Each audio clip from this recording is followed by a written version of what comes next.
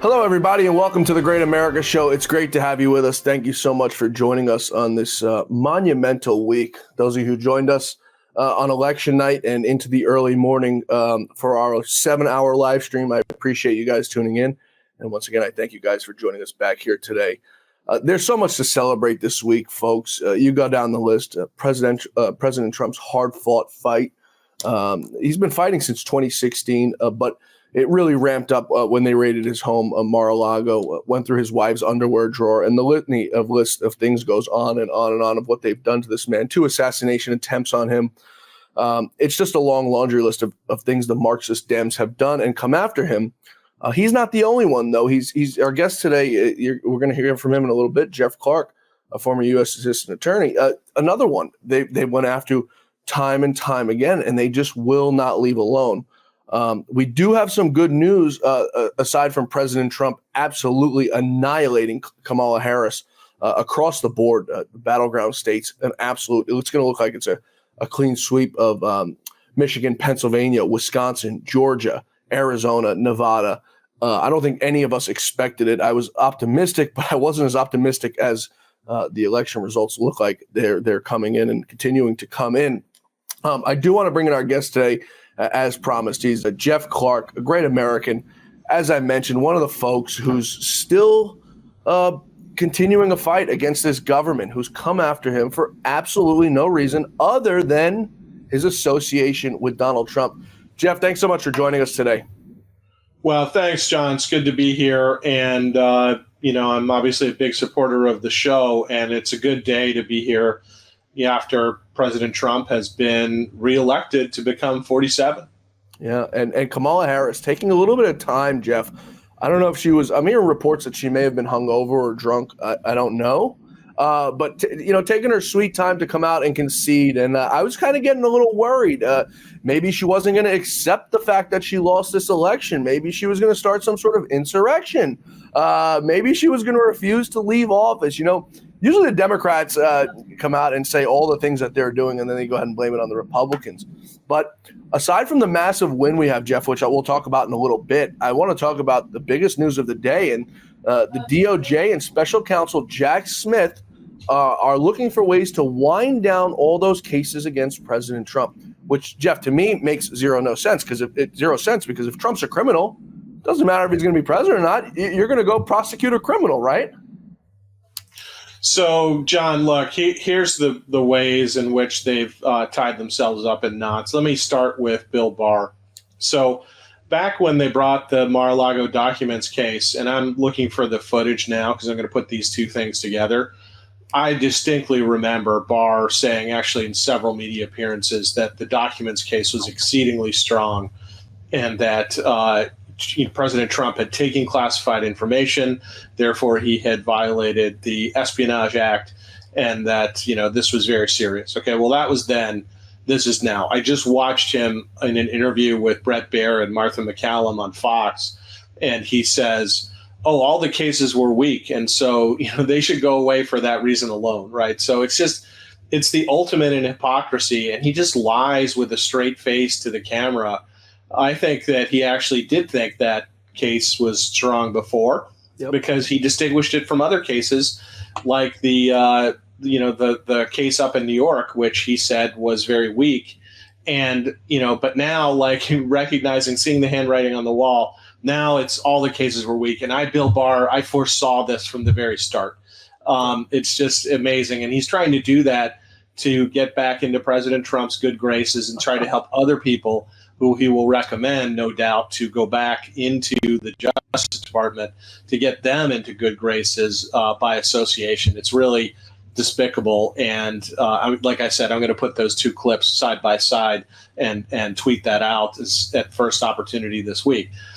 But look, here's the rationale that he gave other than that, which is that you can't prosecute a sitting president. This is under longstanding DOJ opinion from the Office of Legal Counsel, which is, it used to be that the attorney generals produced opinions for the United States, legal opinions that would govern the executive branch. But, the attorney general job became such a big one that we created an assistant attorney general, which is the level that I occupied at the Justice Department. It's just that I ran 2 litigating divisions.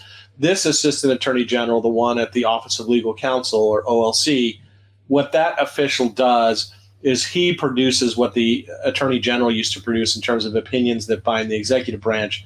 And that here there's an opinion, longstanding opinion, that says presidents can't be prosecuted while they're in office. Right. So he says, that, well, okay, Jack Smith's not going to be able to prosecute this case once Trump takes office, so it should just be dismissed now.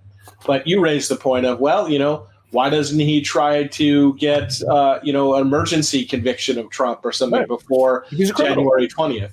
But I think he realizes that the Supreme Court's not going to allow that to happen. So, they're in a tough spot. And I think that's probably why we're hearing this news about Jack Smith is ready to fold up his tent and go home. And it's unclear to me why Barr thinks that the state cases automatically go away, because that OLC opinion doesn't bind the states. Right. Now, I think those cases, they're super cheesy cases that never should have been brought in the first place, weak from the start, and they should go away. But there's no necessary reason. So Barr's legal reasoning doesn't even make any sense, right? He's being a direct hypocrite, and then he's just trying to say, oh, and by logical extension, that applies to the states too. Right. It doesn't. And those cases should be pulled because of the fact that we don't want to have state prosecutors tying down the president when he's trying to be the chief executive officer of the United States. It would interfere with the operation of the Constitution. So I just wish we'd get better legal commentators sometimes who actually understand the Constitution, John. 2 questions for you, Jeff. Very, very, very valiant and good points.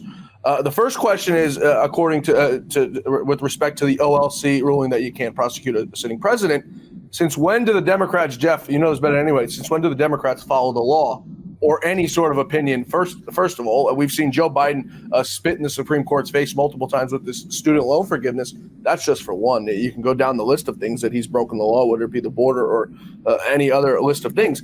But the other thing you had mentioned that the OLC ruling doesn't matter for the state cases, but does matter for that state case in New York is the Supreme Court ruling and the way they went about getting the evidence to go ahead and get Donald Trump on that, bringing in Hope Hicks. She worked for him at the White House at the time. So the Supreme Court ruling definitely covers him under that case. I think the Georgia case probably just folds up anyway. You see what happened with young Thug down there. They wanted him in jail for 100 years. Now, all of a sudden, he takes a 20-year probation. The prosecutors say we want him to admit to these RICO charges, and we'll give him the 20-year probation. And young Thug says, go to hell. I'm not admitting to that.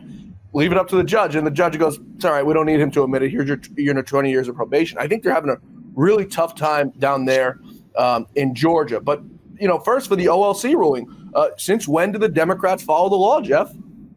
Yeah, look, I think you're right, John. I don't want to just see either leaks to Fox or leaks to other sources that this is what the Justice Department under President Biden and Harris are currently intending to do to drop these cases before January 20th. I want to see the cases actually dropped, and then we'll really talk. And I also want to see what happens with this 11th Circuit appeal, which is currently going on. And as far as I know, no one from the Justice Department has informed the 11th Circuit that they want to drop that appeal. What's that appeal about? This is the from the documents case, and it's an appeal that Jack Smith took from Judge Cannon dismissing the charges against President Trump because Jack Smith was illegally appointed. He can't hold his role under the Appointments Clause, and he can't also hold it under the Appropriations Clause because no money was specifically set aside for an office of special counsel. Right. And, they've appealed that. They vehemently objected to it. If they really are going to drop these cases, long before they're leaking anything to Fox, there should be a motion to dismiss under the Federal Rules of Appellate Procedure dropped in the 11th Circuit. That's what I'm waiting for. And, it's going to be interesting to see whether they actually do that or not. Right. Or whether they try to do, and this is the kind of thing, knowing the Justice Department the way I know it, John, that the Solicitor General's office will be involved. I can even think of the precise person in my mind who would be involved in this and what his counsel would be. And I can imagine him saying, as surely as I sit here with you on StreamYard, talking to you, that official might say, why don't we see if we can win this appeal at least before Jack Smith pumpkinizes and we dismiss this stuff and then Trump comes into office, because we have an institutional interest in protecting the idea that the attorney general can appoint special counsels. So let's see if we can get an 11th Circuit opinion confirming that. And then, on the other side of a Trump term, or the other side of a Trump and then a Vance term 1 or 2, we can resume with this special counsel device that we've created. And hopefully the 11th Circuit won't play ball with that. And hopefully as well, Trump's lawyers will point out to the 11th Circuit that, that's the game afoot. And if they've said the cases, against Trump are going to be dismissed, what business, what purpose would it serve for the 11th Circuit in a then moot situation, essentially, to go ahead and rule on whether Jack Smith lawfully held office? I mean, I think the 11th Circuit might wind up reversing Judge Cannon in their view and saying he can hold office. But my prediction, and this is what I predicted months ago when this first happened, I think the Supreme Court affirms what Judge Cannon came to. Yeah. So the 11th Circuit is really kind of an intermediary here anyway. But I'm going to be watching, in terms of the rubber meets the road, for what happens with that 11th Circuit appeal. I want to see that. I don't want to hear cheap talk being leaked to Fox about what's going to happen with Jack Smith. I don't understand. We're going to take a quick break here. On the other side, I want to talk about this. Why the Supreme Court can't just make a ruling? Why it constantly has to be hit back down to the circuit for them to then make some sort of Marxist ruling, for them to go back up to the Supreme Court, and then they send you. It's just a whole merry-go-round that it blows my mind. But I guess that's the law system in America that we're living in now. So I want to take a quick break. When we return, I want to continue with that. I want to continue with the New York case and why that isn't just going to be thrown out. Also watching MSNBC today. I don't watch Fox anymore. I watch MSNBC because I like to see them wallow in tears from what happened this week. They're talking about President Biden maybe pardoning Trump, which I would hate to see happen, because a pardon would mean he did something wrong and that he needs to be pardoned for it. So I want to take a quick break. We're going to come right back. Tish James in New York also already starting more problems with Donald Trump. She cannot help herself.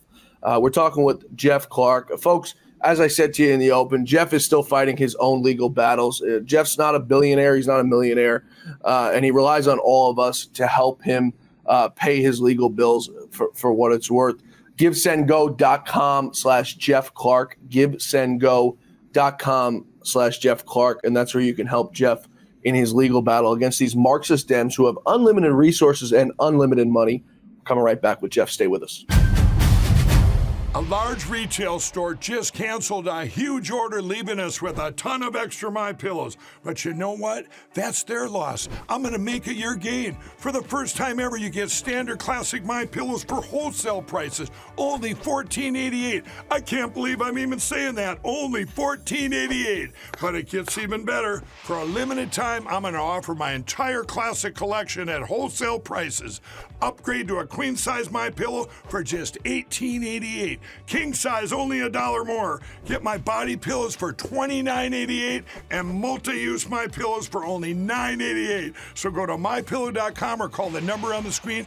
Use your promo code to take advantage of wholesale pricing for the first time ever on TV, including my standard size MyPillow, only $14.88. They've never been offered this low before.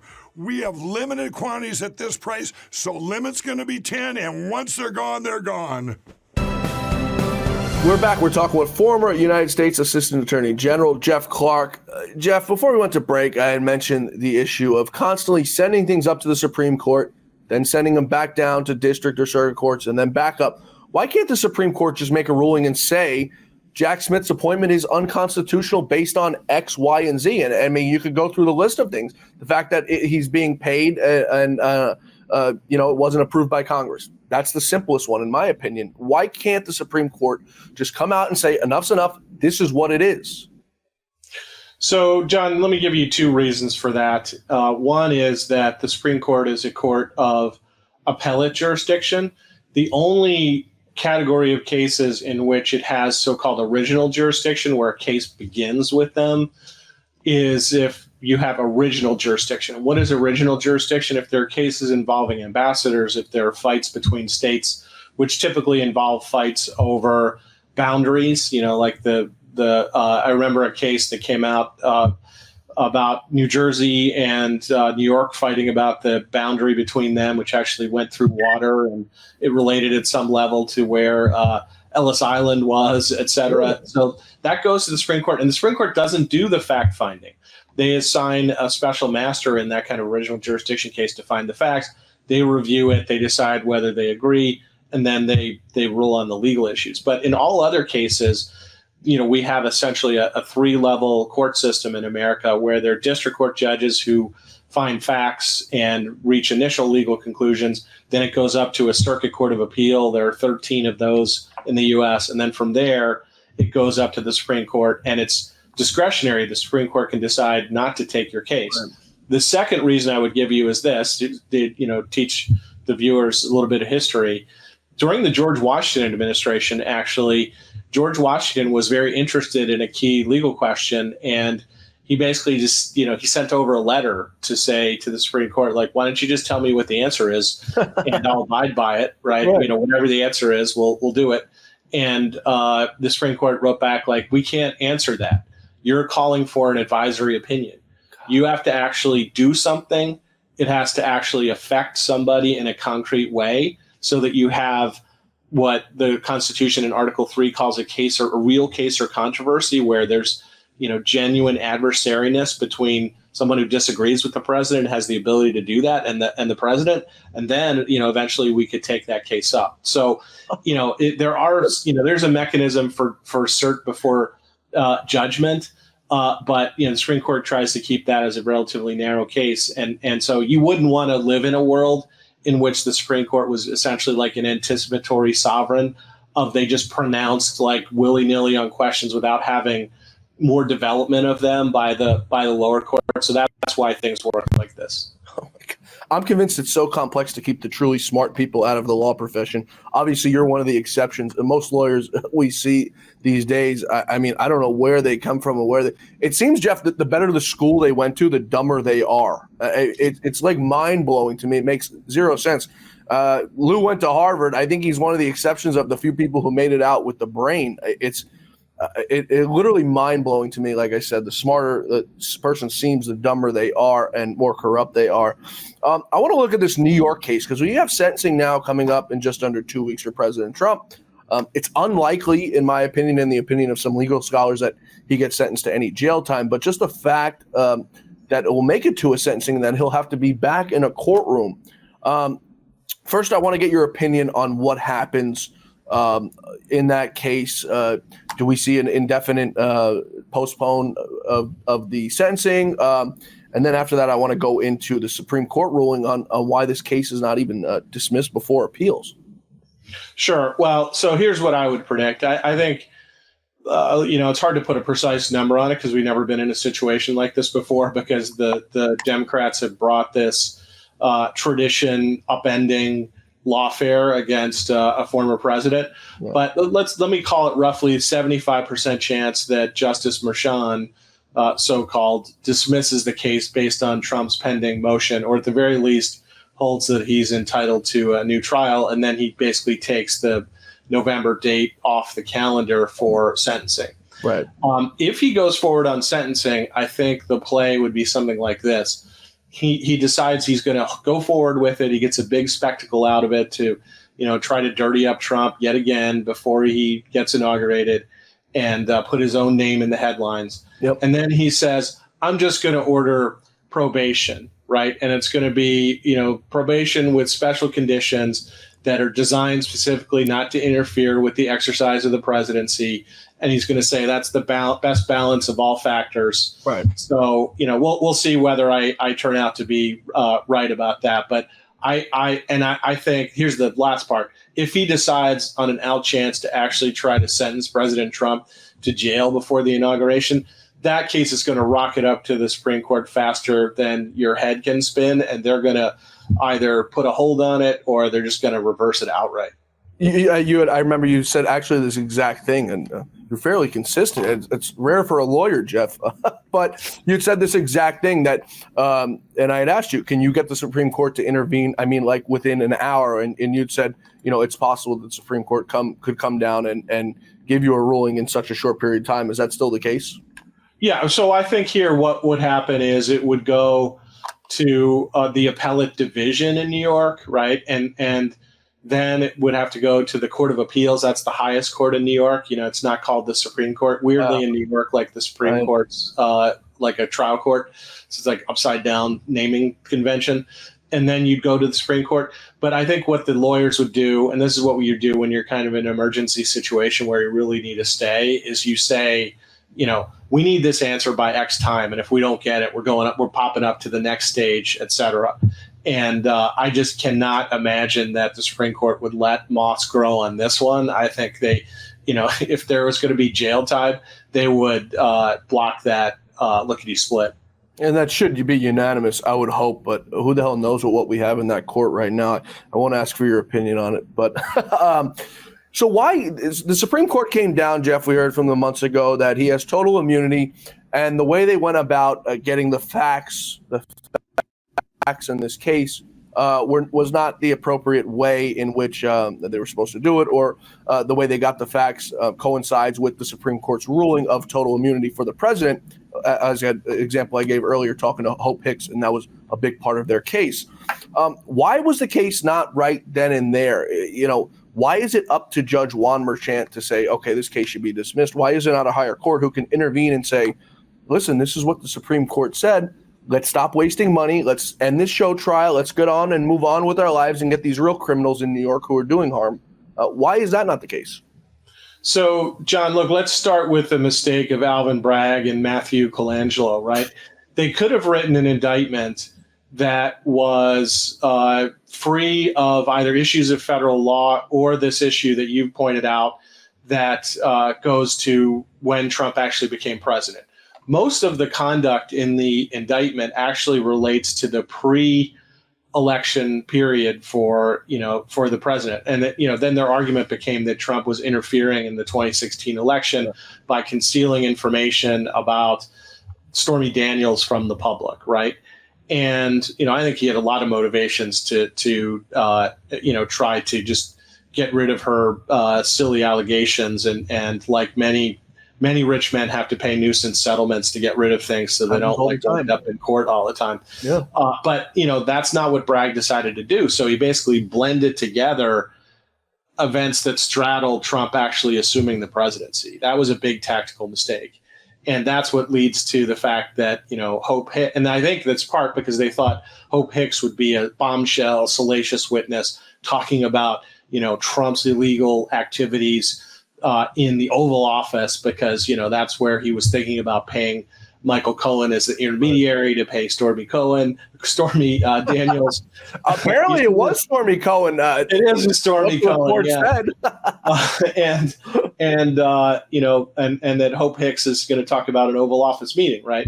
But that's gotten them into trouble. After the Trump v. United States July 1st immunity decision, the Supreme Court, creates tiers of immunity. Put aside, the applicability of those. There's one very clear aspect of the opinion that doesn't get a lot of focus in the external world, which is that they created a new exclusionary rule to say that no information about the operation of the executive branch can be introduced into court. This just like flatly runs afoul of that, right? You can't have Hope Hicks being called in and then she tells the jury about what's happening inside the Oval Office. That's a no-no. And, they tainted the trial by doing that. So Bragg could have tried to say, hey, I'm just bringing stuff that relates to before Trump became president. And then he would have had to contend with an argument of like, well, but that's inextricably linked with conduct that happened after he was president, right? And they, but certainly they could have put themselves on a better footing if they had tried to just do January 20th, 2017 conduct into the indictment, but they didn't do that. And then they put this in front of the jury. The jury's already ruled based on hearing what Hope Hicks said. Right. I think the whole trial is infected. it needs to be wiped out. And I think this is one reason why Justice Merchan said that he was going to put off the sentencing, because he still hasn't ruled on this motion. And that's part of my prediction of why I think he's going to rule on the motion before and then take the sentencing off calendar. He could do other things, as we've also talked about, but my money is on the fact that he's going to pull the plug on this one. Yeah, I sort of had a very bad opinion of him in the beginning, based on what we've seen. His daughter making millions of dollars off the Democratic DNC and Kamala Harris and all that stuff. But, as time progressed, obviously he's not a good man for not dismissing this case. But it seems as time progressed, he got a little bit better with not wanting to interfere with the election. And sort of, I think the lights turned on for him that it's probably best to not play politics here. But let's talk about where this case started in the beginning. Go ahead. Yeah, let me quickly compare something, right? Because what Judge Chutkan did with the Jack Smith DC case and what Judge Merchan did with this criminal sentencing under New York state law, they diverged paths. So right. Judge Chutkan is presented with the issue. The remand comes back to her from Trump v. U.S. Do I basically put this off, or do I do it now? And she's like, no, we're gonna do it now. Whereas Merchan's like, I got to decide this issue of whether the Hope Hicks thing has polluted my trial. I'm going to push this until after the election. And so, I think he took the more judicious route. Yep. And who knows, maybe he has ambitions for higher state court office inside New York, whereas Judge Chutkan may think that, she's just out to get Trump. But anyway, it's very interesting that the two judges went in a different direction on it's, the cases are different, but this issue of what to do about the Trump immunity case hit both of them at roughly the same time. Which is why I clarified towards the end. I don't want the audience to get all angry at me that I'm defending Judge Juan Merchan, because I'm not by any means. He should have dismissed this case right away when they started going into the whole sexual allegations and all that stuff in the courtroom, which was not supposed to be there. He should have recused himself because his daughter's like a big Democrat. Right. Well, that's part of the reason, I think, coupled with what you said of why he sort of took the divergence and they went two separate ways. The writing's on the wall for him. He's extremely conflicted. His daughter, make no doubt, he talks to his daughter, I'm sure often, as most of us talk to our parents and your kids often. So that's the other issue. But where this case first started, Jeff, Michael Cohen, and I just pulled up Michael Cohen's Twitter because I wanted to see what he was up to today, if he had anything to say. And the last thing I see on his Twitter, it's a post that says, it's a video, Trump's campaign backfires in the final hours. Well, that didn't age too well, Jeff. No. But I don't even understand how you start a case from a guy who's a convicted, known liar, Jeff. The guy has lied his entire adult career when it came to issues like this, lying about the checks, lying about what Donald Trump told him. The man went to jail, Jeff, for lying under oath, and then they put him in the courtroom, lies again. He's still their star witness. When Donald Trump's legal team tries to bring in Bob Costello, who was Trump's lawyer and Michael Cohen's lawyer, Judge Merchan says, no dice, we don't want to hear from you. How is that allowed? Yeah, it's truly amazing. I went up one of the days of the trial for President Trump to show support and also to see for myself how things were going, because there are no cameras in the courtroom. Like, the setup basically was there were people allowed into the main courtroom live, where you're seeing the people physically with your own eyes. And then there was an overflow room that was larger where you could watch closed circuit TV video of what was going on in the court, right? Which is not the same as being there, but that video is not broadcast to the outside world. So I was there actually for the day that Michael Cohen was cross-examined by Todd Blanche, President Trump's main lawyer for that case. And he was just lying all over the place. My favorite example of him lying was Todd Blanche pointing out that once he had gotten convicted and sent to prison, he was working on legal research to try to help get himself out of jail. And he wrote some sections of a brief, but he wrote it using AI. And the AI produced case citations that don't exist. And Michael Cohen was too dumb to understand that. And it's just like this guy, he kind of had taxi cab medallions. That's how he made money, right? And then he would just kind of get into Trump and then, talk to people and pretend to be a like bigwig and stuff. But that's a guy who should be nowhere near writing briefs or appearing in court or doing any actual lawyer work. It's truly extraordinary. And as you pointed out, right, he lied. You don't know, like, he's told so many lies and they're all tied up in a mess. You don't know, like, when he's telling the truth, even if he's talking about his own family. Didn't he say something? I may be incorrect on this, but I remember someone saying, and I think it was him.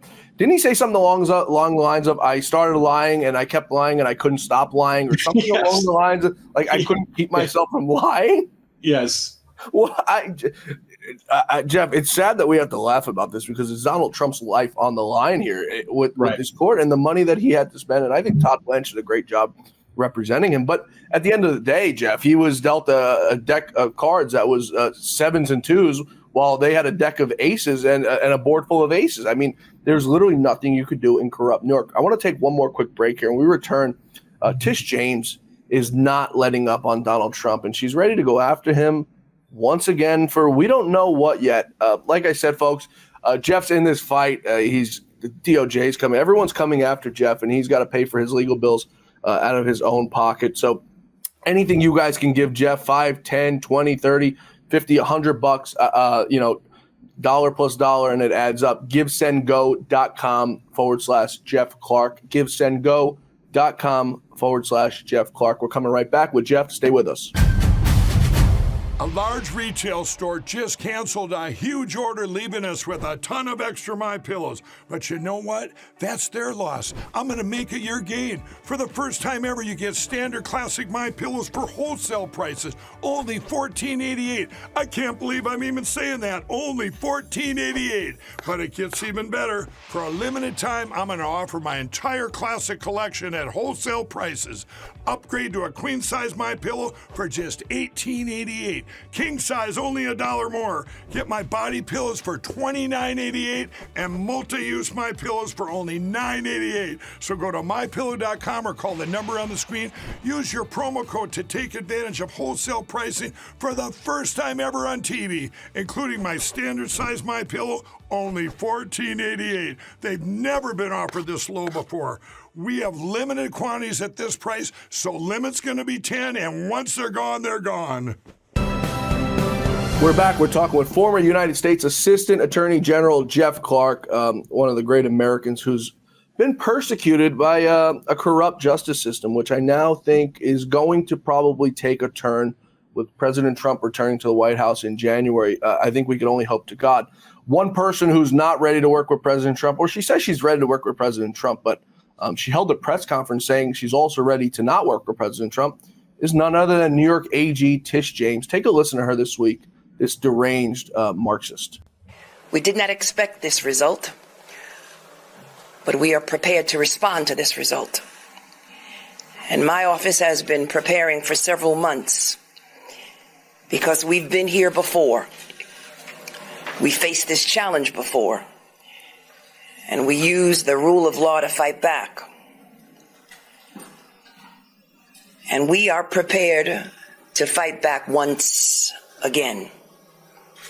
Because as the Attorney General of this great state, it is my job to protect and defend the rights of New Yorkers and the rule of law. And I will not shrink from that responsibility. Jeff, what is wrong with that woman? I mean, President Trump, he has the right to have so much animosity towards these people, Eric Adams, all of them. And all you hear from Donald Trump time and time again, we saw him at that the dinner, going up to Kathy Hochul, shaking her hand, Eric Adams, and the only one he wanted nothing to do with was Bill de Blasio. And Bill de Blasio is hated by people on the right and left, so I understand that one. But I think Donald Trump is at a point in his life, Jeff, he's at the age where he doesn't want any more issues. I think he's ready to make amends with some of these people and say, enough's enough. What is wrong with her? Look, in seeing her, let's go back to the videos that she produced when she was running to be the state attorney general of New York. There was a real swagger to her and a promise that she was going to get Trump. She was going to take him out, right? In watching that press conference today, I see a mix of two emotions in the body language and her facial expressions, subtle as they are, which is fear and anger. She's really mad that Kamala Harris lost to Trump in a big way, and that comes through. And it also just, there are ways in which it looked to me like she's worried, and she's decided that her best strategy, given that she brought these cases and went out on that limb, especially avowing that she was going to do it to like specifically take him out. No law enforcement official should be vowing in advance of actually doing an investigation, looking at briefs, looking at, defenses, et cetera, that they're going to take somebody out. Like, that is just not lawyerly conduct. It's not consistent with any kind of oath of office, but that's what she did. So I think she's worried, and I think that's where the fear's coming from. And then in terms of President Trump, I thought last night that his speech was magnanimous, and it was, sort of putting an olive branch out. And, I think that that's genuine. And I think he's lived his life like that, right? Like, there is no more fierce competitor in the business world or in any kind of world of competition than Donald Trump. And so, if you try to kick him, he's going to kick back. Right. But there comes a time where he just tries to, to say, they'll kind of recognize you lost, kind of go off the field, and, then this will be done. Right. And that's what he did with Hillary Clinton. Right. Yep. So during the 2016 campaign, he's involved in chants of lock her up, but, he didn't do anything to lock her up. Yep. During the time he was in office from 2017 to 2021. He focused on how to try to help the American people. Yep. Right. And, it doesn't seem like that's what Joe Biden and Kamala Harris have focused on. They maintain the fiction that DOJ is independent and they had nothing to do with the bringing of the charges. Come on, nobody believes that. And America First Legal actually had found through FOIA the documents showing that Biden had specifically authorized special access to Trump's documents before they went after him for Mar-a-Lago. So the lie's been exposed. And also, this also helps to answer the very first topic you started with today, John, which is this idea of like DOJ's independent. If DOJ is really independent of the president, right, then they have this narrow window of independence between now and January 20th, 2025, to try to keep going after Trump. And then they could even try to keep doing that afterwards. They could issue, they could try to get, advocate for a new LLC opinion to reverse the old one or something. But it seems like they realize that see the handwriting on the wall, none of that's going to work. And that's what's really motivating, them leaking that they're going to take this down. But I'm think that they're going to try to keep one foot in the world of going after Trump and one foot in the world of kind of recognizing that they can't. I think Tish James has chosen a different strategy. I think her strategy is, I'm just going to keep going after this guy because I'm a state official. He can't, take me out, or at least it'll be harder for him to do that. Yeah. So, the best, protection for me, the best defense is a good offense against Trump, and that's what she's doing. Yeah, and speaking about the olive branch he spoke about on election night or early morning of Wednesday when he came out and spoke to his packed house, the olive branch is absolutely genuine. Like you said, in 2016, he offered it to Hillary Clinton, and he took the high road. Everyone comes out and says, well, not everyone, but the Marxist Dems come out and say, Trump's a bully. He goes after people. If you go look at everybody he's went after, Jeff, they've come after him first. It's very rare you see Donald Trump go out there on Twitter or on Truth Social and attack somebody without going to look and see what they said about him first. And that's just the truth. It's very rare you see, Donald Trump going out there and throwing flame throwing at people who haven't come after him first. We've heard the Marxist Dems come out and say he's going to go after his political opponents. Obviously, the same thing they've done to him, coming after you, coming after Steve Bannon, Peter Navarro. The list goes on. The January Sixers, the political pawns that are in jail right now, who will hopefully be out on January 21st, January 20th, when he takes office, who have been there for far too long. It's truly troubling to me to see. And, I'm all for taking the high road, Jeff. I'm not a fan of conflict. But at this point in our lives, Jeff, with what has happened to you, with what has happened to President Trump, what happened to his family, I don't think we could take the high road this time for the sake of the country. I'm not just talking for the sake of Donald Trump, for the sake of Jeff Clark. I'm saying for the sake of our country and every single person who's going to run for office or hold a position for someone who's not a popular candidate to the other side. What do you think?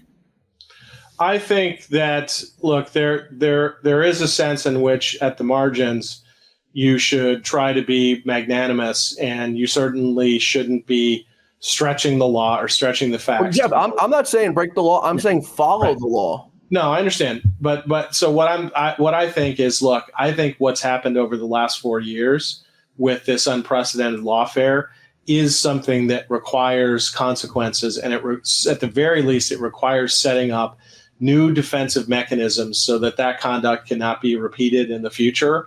And I'd like to see that an attorney general is appointed who believes in that, and for there to be some accountability for what happened during these periods. Like, it shouldn't be that the Democrats, they do break the law, they do stretch the law, they do stretch the facts, and they just decide to like willy-nilly go after people, and then they're defeated politically, and then they're like, oh, hey, just leave us alone. It's much like what happened with COVID, right? So they tell all these lies about COVID. They put vaccine mandates in place. People lose their jobs. I think the airline industry is still crippled in many ways because of the Biden vaccine mandate. And then, once it comes out that this was all based on fake science or non-science, or just, we just made up 6 feet distancing, because we thought it was kind of, it made some sense to us, but there's no real data behind it. Once all the lies come out, then they're like, oh, we need a kind of, COVID amnesty. Don't come after us for the lies that we're told. Right. And, like, it can't work like that. Otherwise, you just have an alternate period of the Democrats go after people, they lose, and then they come back into power, and then they go after people. We have to put an end to this stuff, and we have to incentivize putting an end to that stuff so that we get back to equal enforcement of the laws and benefit of all under our Constitution. And that's our system, John. The only way, Jeff, we have that is to hold these people accountable for what they've done. Anthony Fauci, we constantly hear him. You brought up COVID. He's the victim. There, in no world is Anthony Fauci a victim of anything with what he's done. This, you mentioned the 6-foot law, the 6-foot rule. It was rather a law, I guess you can say. He said he made the whole thing up. I mean, the COVID vaccines, no accountability, Jeff, for vaccine makers. Put this in your body. You have to do it.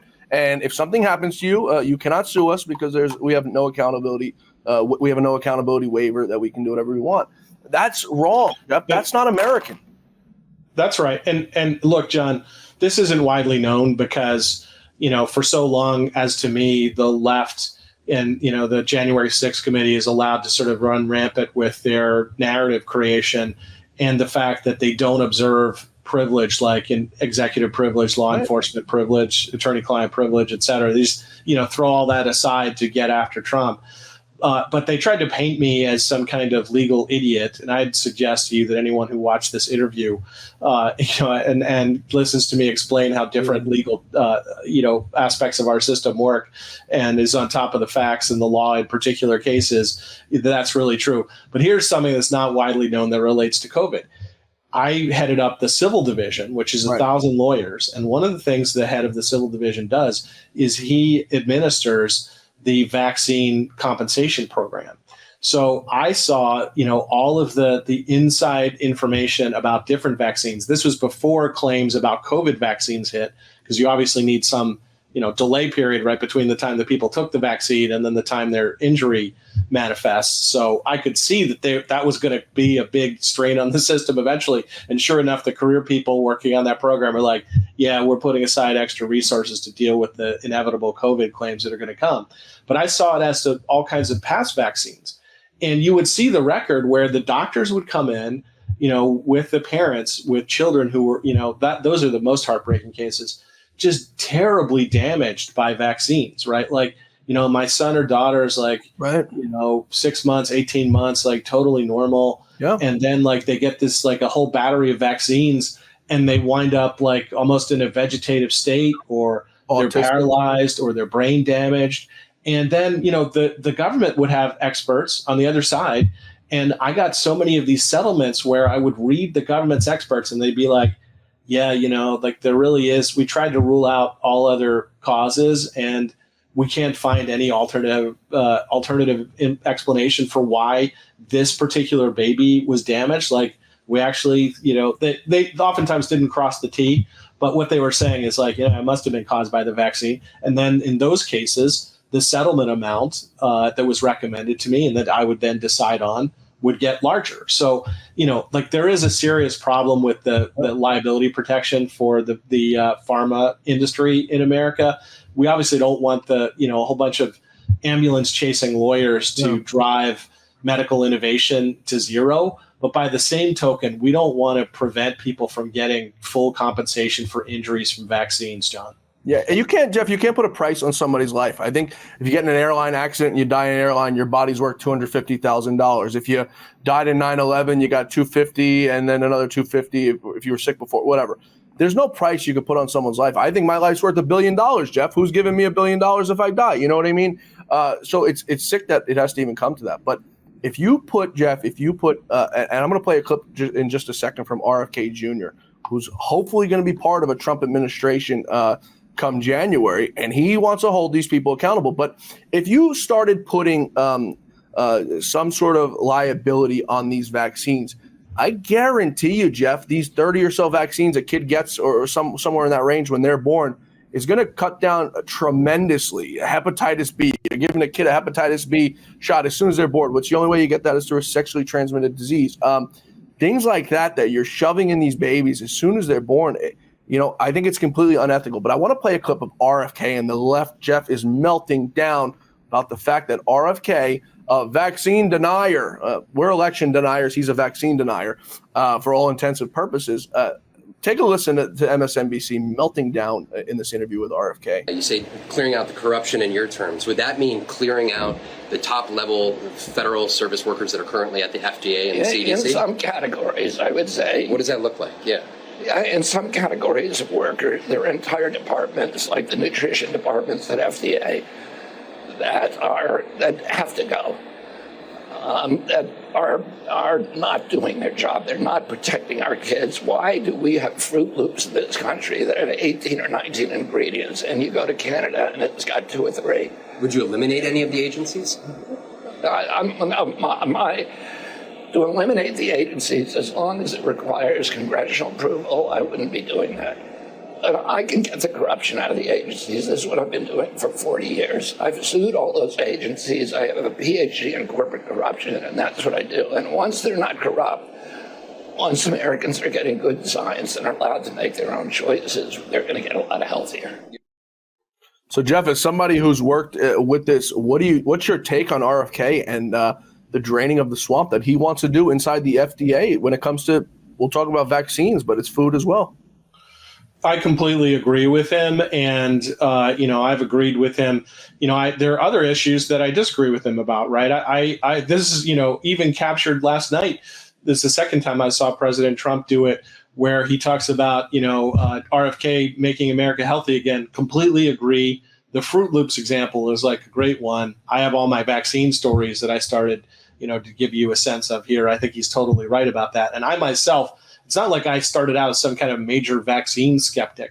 I no longer take the flu vaccine. And I'll tell you that since I stopped taking the flu vaccine, and I got a hassle with my doctor every time I go in, I don't get the flu anymore.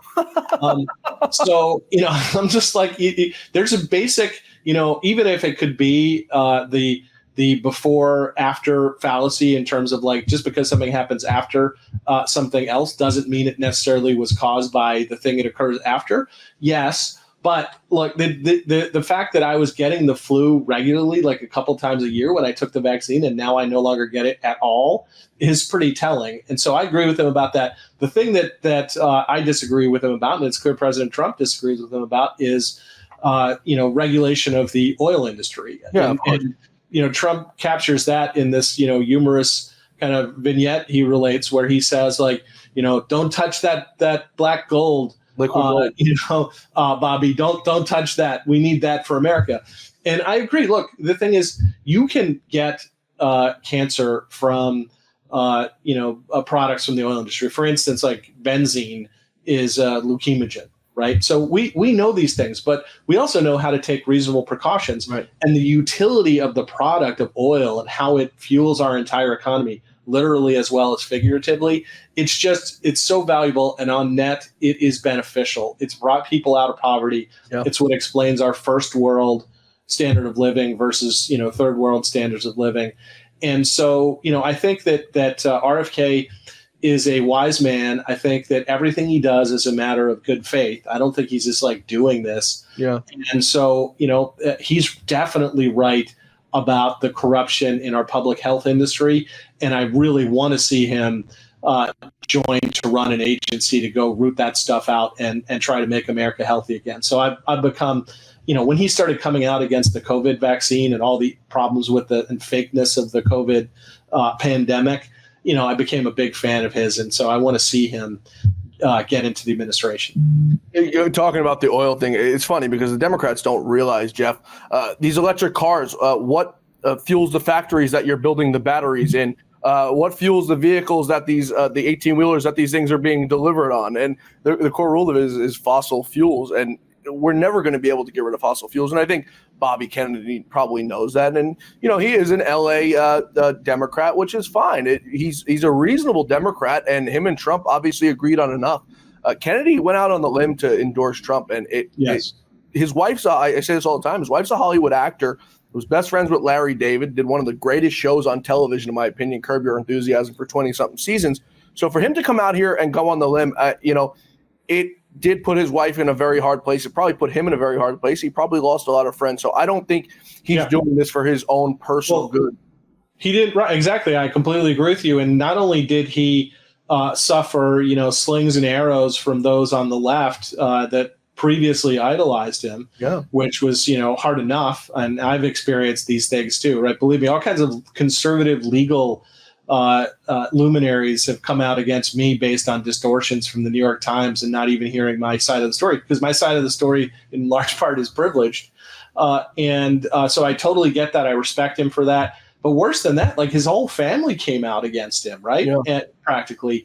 And that has to hurt. And also, look, I don't think that on all these issues, his wife, Cheryl Hines, the actress, necessarily agrees with him about everything, but she supports him. And, that's a sign of a very good wife and a sign of, I have a lot of respect for her for that. Right. I based on what I'd seen before, I had sort of just put her in the, standard Hollywood actress category. But I think that I have a, great respect for her now in terms of how she dealt with the attacks on him and the fact that once he made the choice to support Trump as the best way to try to get to advance the Make America Healthy Again agenda, she was totally with him. And that's commendable. George Conway should take some notes from him. Someone who's not an honorable person. That's yeah. How he dealt with it on the flip side, is an object lesson of what not to do. That's for sure. Yeah, he's Conway. There's no doubt in my mind. Is a sick guy. I sit on Twitter all day trolling him, telling him enough with the Ozempic. I think it's getting to your brain. I don't know what happened to him. Very sick man. Before we wrap up, Jeff, I want to talk about a thing that I think we both believe in, and it's election integrity. There's a statute of limitations, I believe, of 5 years or something like that on election integrity.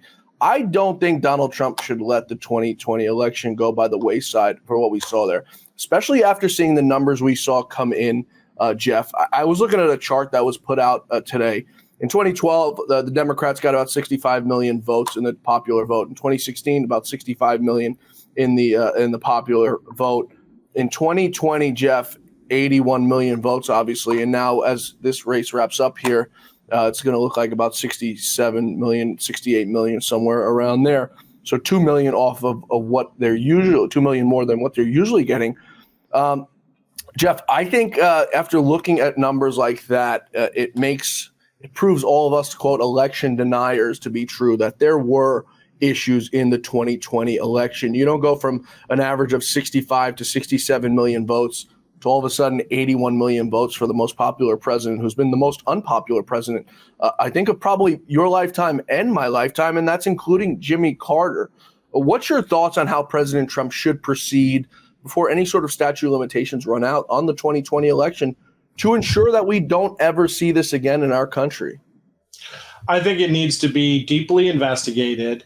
And I think that the statistical points you're making, right? They're even far more, complicated and sophisticated statistical points that come from econometric studies, including one from the great economist John Lott that I introduced in my defense at my bar trial, which is still part of the record there. And, Bill Barr and Jeff Rosen, the DAG, the Deputy Attorney General, became Acting Attorney General. Like, they didn't want to hear about that stuff at all. But actually, since I have a background in economics and I practiced in that area for 3 years before I went to law school and then got a special fellowship to do law and economics in law school, I understand statistics. I understand, these kinds of studies. And that was very important information to me.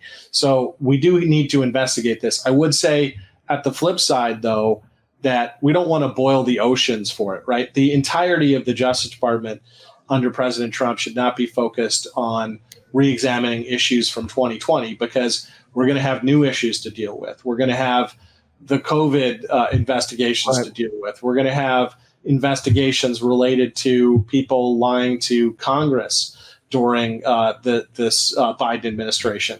And, we're going to have just all the standard mine run of President Trump will be adopting new rulemakings, and his agencies will be doing that, and they have to be defended, right? So, it can't be the be all and end all. So there's a kind of natural break point for it, but we can't do nothing as well, because it's a very serious issue. It takes a serious look to prevent future problems and to reassure the American people that after any accountability is put in place, and after any new fixes are put in place to try to avoid that they can trust their elections.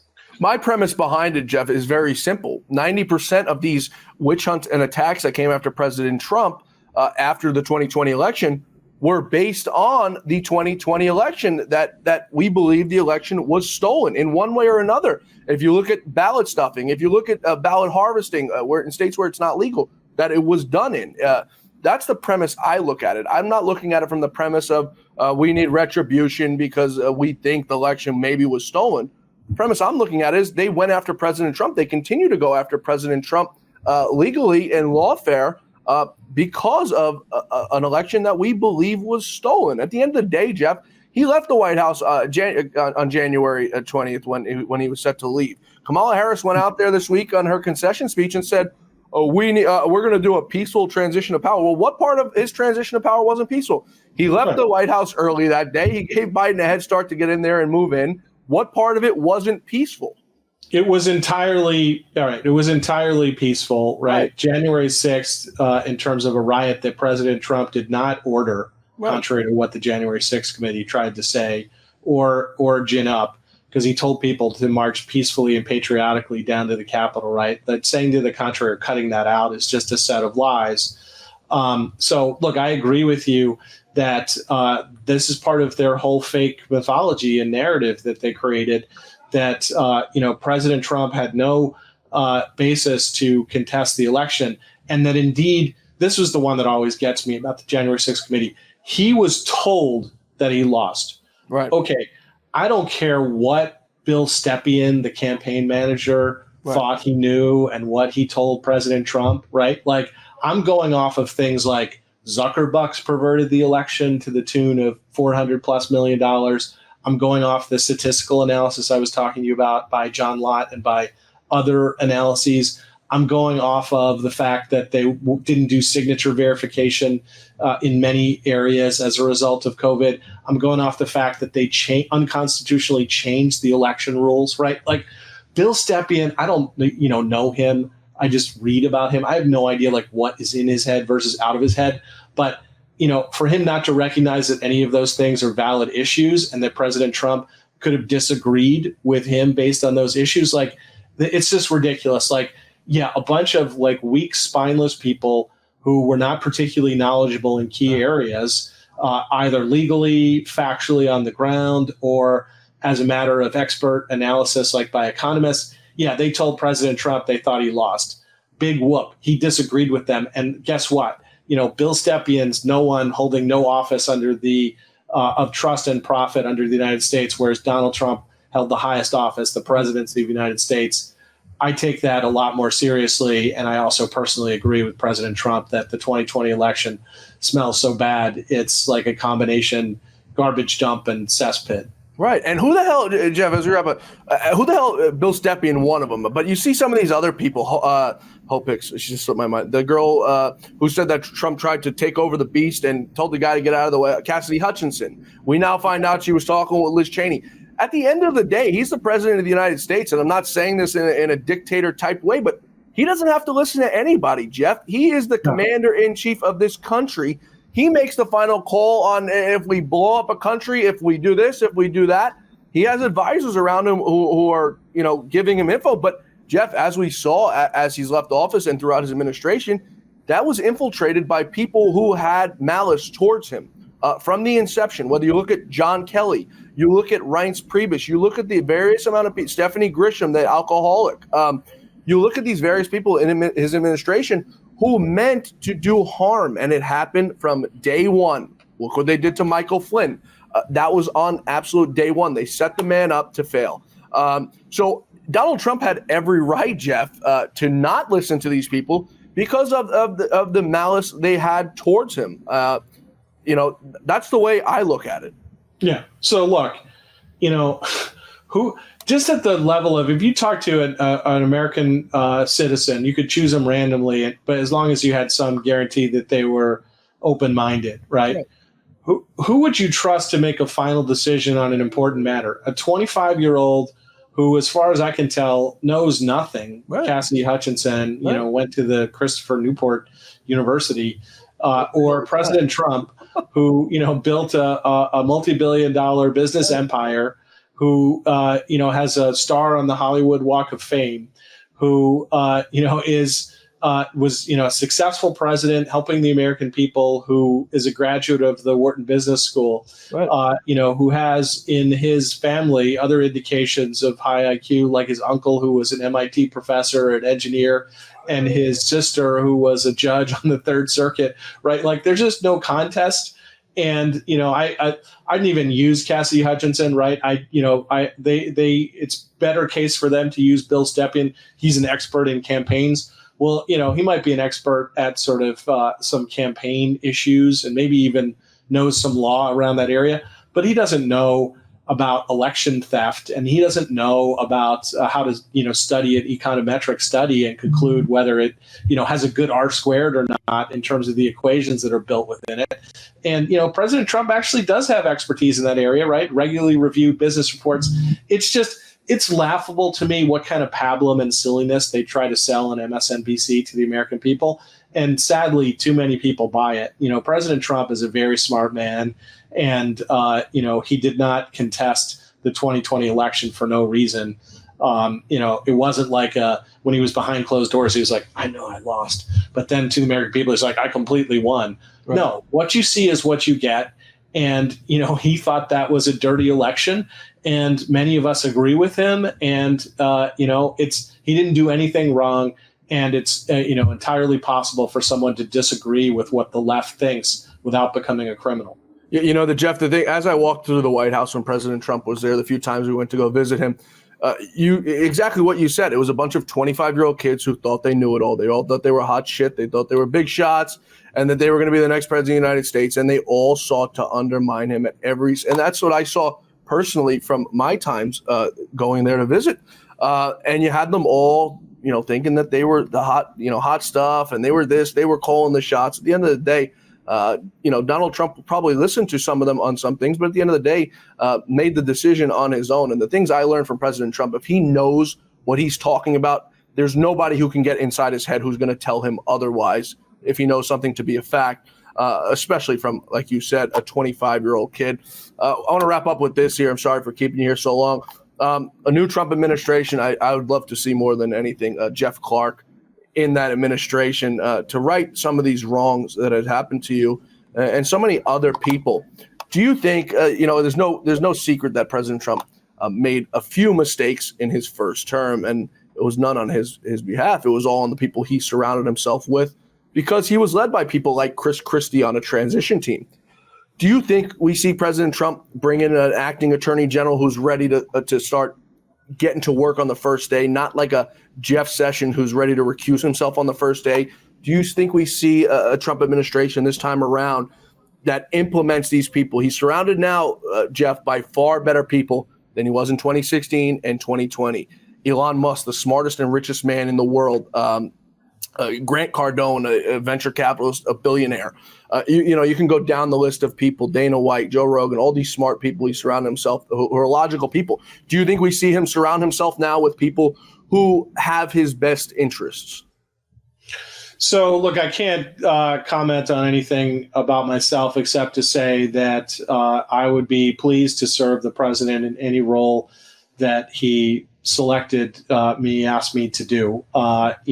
Public service involves sacrifice, and believe me, nobody knows more about that than I do, because I stood by the president. I got a call actually the morning after January 6th, basically trying to suggest to me that if I noisily denounced President Trump and tied him to January 6th, I would not face any consequences for having raised the issue of investigating the election, right? So this is one of the deep state's maneuvers, and I couldn't do that because I do believe that there are problems with the 2020 election, and I don't think I did anything wrong. And I also don't think President Trump did anything wrong on January 6th either. So I couldn't do that in good conscience, right? But here's what I would say about who is selected to run the Justice Department. I think you're looking for these things. You're looking for someone who has the necessary native brain power. And believe me, the smartest people in the federal government are lawyers at DOJ, especially ones at Main Justice, and especially at some of the key places like OLC that I mentioned and the Solicitor General's office. Second, a track record of learning the law and practicing it, right? You can be very smart, but if you don't have the necessary experience, then it's difficult to translate that into things and to resist the kinds of things that the career people come at you with. And believe me, they come at you with from every conceivable angle to try to just keep the status quo and get their way. Third, you need to have someone who understands how Main Justice works and how it interfaces with the field offices, essentially, the U.S. attorney's offices, the 90 plus of those around the country. And then fourth, you need to have someone who has a lot of integrity and intestinal fortitude, and not someone who's just an establishmentarian who is saying to himself, I either want this job as a political stepping stone to run for future office, or I want this job to become, get a Fox gig, right? Or I want this job so that I can, retire to some kind of like cushy consulting role at a think tank or something like that. You want someone who's going to be rock solid. They're going to stand by the president. They're not going to try to soften everything he does. Right. Instead, if what the president wants to do is consistent within the bounds of the law, that attorney general would put their own brain power and legal expertise and knowledge of the institutions to use in achieving the president's objectives. Because after all, at the end of the day, any lawyer is not a principal, by which I mean they are not the main decision maker. Right. They're an agent. And who, in this case, are they an agent of? They're an agent of the president of the United States. He's the one who's elected by the people. Right. He is the one who is the singular head. He is the entire executive branch in one person. And for too long, we've had attorney generals who thought that they're smarter than the president, yep, they're better than the president, they're independent of the president. All of those things are nonsense. Are you talking about Bill Barr? Who's an agent for the president of the United States. Yeah, you're absolutely right. And I think by the assessment of Attorney General, it sounded awfully like the definition of Bill Barr. Jeff Sessions didn't make it long enough. He was far too feckless. You said testicular fortitude. I think that's definitely something that Jeff Sessions lost when he left Alabama. I think he left them behind. But it's truly sad. I think you're absolutely right. In this administration, he's going to right those wrongs. And like I said, I hope we do see a Jeff Clark in there. You mentioned earlier about anyone questioning your legal mind. I think you're a brilliant legal mind, far smarter than some of the idiots that are there right now, and some of the idiots who surrounded President Trump in his first term, who had malice in their bones. For everyone watching, like I said, please givesendgo.com/Jeff Clark in this legal fight he's dealing with right now. Lawyers aren't cheap. it's draining to these people millions of dollars down the drain, all because of a witch hunt in which they hate Donald Trump and they seek to hurt every single person that he surrounds himself with. But I think this time around, Jeff, we're going to see a different administration and a far different outcome. So thanks so much for joining us today. Former United States Assistant Attorney General Jeff Clark. Once again, givesendgo.com/Jeff Clark. Thanks so much, Jeff. And we hope to see you somewhere in Washington, D.C. After January 20th. Thank you, John, and pray for President Trump's protection and for support from God for his prudence. Yeah, absolutely. Thank you so much, Jeff. Thank you. Thanks, everybody, for being with us today. Once again, that link for Jeff is givesendgo.com/Jeff Clark. What these Marxist Dems and corrupt prosecutors, lifelong criminal career prosecutors do to these people is absolutely sick. And, it falls on us to get these people out of the mess that they're in for fighting for this country. We'll see you back here tomorrow for the Great America Show, where our quest for truth, justice, and the American way prevails. We'll see you back here tomorrow. God bless you, and God bless America, and God bless the great Lou Dobbs.